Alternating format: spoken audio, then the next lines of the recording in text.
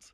Neighbourhood Centres Queensland, backed by the Queensland Council of Social Services, is calling for the median funding provided to each of the state's neighbourhood and community centres to be increased from $124,603 to $256,000. M. James, Neighbourhood Centres Queensland CEO, joins you this morning. G'day, Em.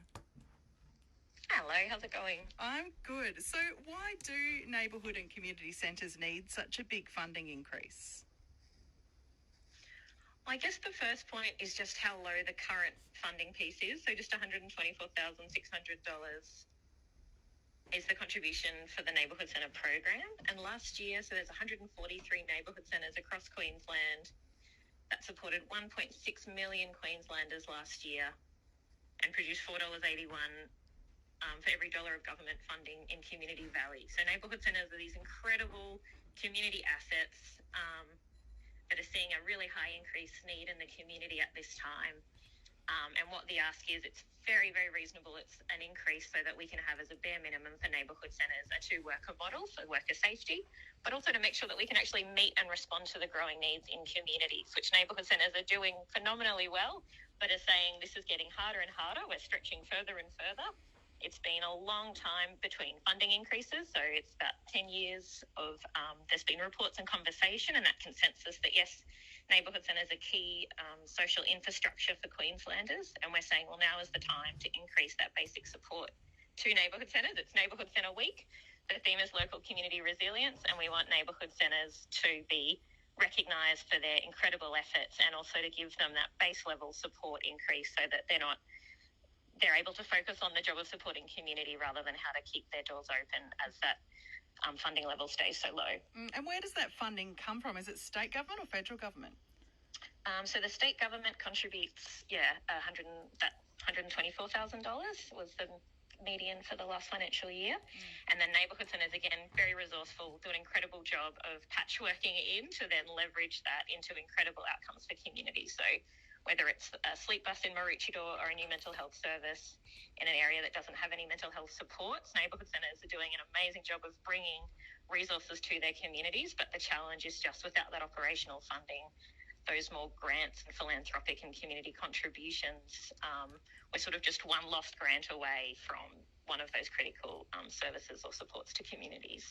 As you say, particularly during the pandemic, it has increased the demand on community centres. Who uses the neighbourhood and community centres mostly? I mean, who doesn't use their neighbourhood and community centres? So they're places of connection, belonging and support.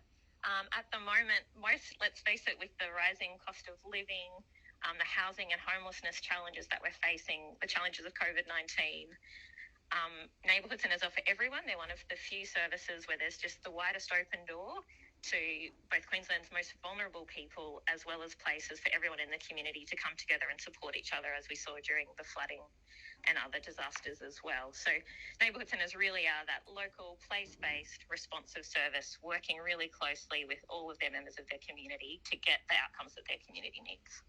And you're saying that some programs would have to be cut without a funding increase. What sort of programs would we be talking about there?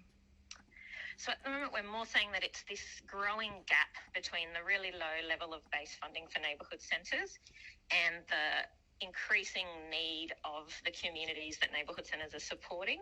And what neighbourhood centres are saying is we've been stretching, we've been patchworking funding from anywhere that we can, but essentially those rising operational costs for neighbourhood centres and the rising needs of our communities is creating this kind of storm, to use more disaster resilience metaphors, a perfect storm at this time when neighbourhood centres are saying we're here, we're capable, we're place-based services, we could see what the need is, we just need the funding to actually get in and keep supporting our communities, whether that's homelessness services, mental health support, just even digital access and inclusion to help people with their COVID-19 documentation. So things from as basic and small as that to this person is homeless and has knocked on 12 different service agencies' doors, and neighbourhood centres are ultimately, they're the gap filler who are really, they're the glue holding all those different pieces together in their local community system. So without that glue, local people who are vulnerable are really left with no door to knock on.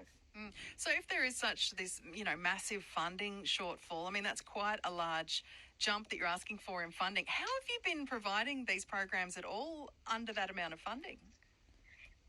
Basically, neighbourhood centres are incredible community assets, and they are so resourceful and have that real goodwill and local community knowledge and skill and support. So they are incredible at bringing together community and other funding bodies to get outcomes for communities.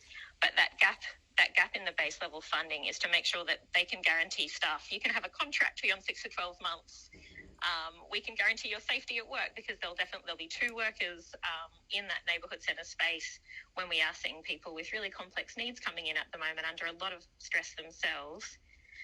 So what we're asking for is just that base operational level support so that neighbourhood centres can keep leveraging and leverage better and more effectively that base level funding into all these incredible activities and projects that we're seeing across the state, but without that constant threat of being one lost grant away from having to let go of a staff member at a critical time.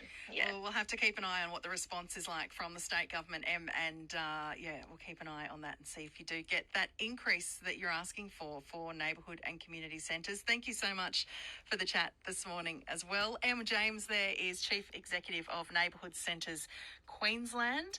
You're on ABC Sunshine Coast.